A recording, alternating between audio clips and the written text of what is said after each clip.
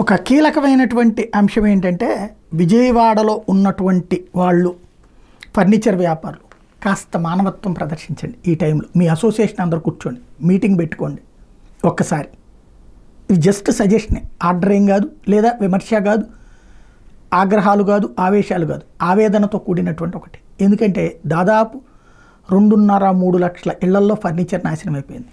సోఫాలు పనిచేయవు, మంచాలు పనిచేయవు, చెక్క కుర్చీలు లాంటివి పనిచేయవు, డైనింగ్ టేబుల్స్ లాంటివి పాడైపోయి ఉంటాయి, ఆ నీళ్లల్లో నానిపోయి ఉబ్బిపోయి ఉంటాయి.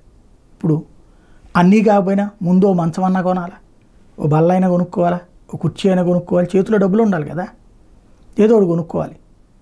వరద బాధిత ప్రాంతాల్లో మీరు శిబిరాలుగా ఏర్పాటు చేసి తక్కువకు అమ్ముతారా, లేదా వరద బాధిత ప్రాంతాల నుండి వస్తే కనుక మేము 30% డిస్కౌంట్ 40% డిస్కౌంట్ ఇస్తామని చెప్తారా? మీ ఇష్టం. మనసుతో ఆలోచించండి, మానవత్వంతో ఆలోచించండి. మనమే ఆ ప్లేస్లో ఉంటే ఏంటి అన్నటువంటి. లాభం లేకుండా వ్యాపారం చేయమని చెప్పను. లాభం 100 రూపాయలు వస్తుందనుకుంటే ఇప్పుడు వరద బాధిత ప్రాంతాల్లో ఉన్నటువంటి ప్రజలకి ఓ 50 రూపాయల లాభం తగ్గించుకోండి, 50 రూపాయలు తీసుకోండి, వాళ్ళకి కాస్త తక్కువకు అందిస్తే సమాజంలో మనమంటూ అంత పాత్ర పోషించిన వాళ్ళం అవుతాం.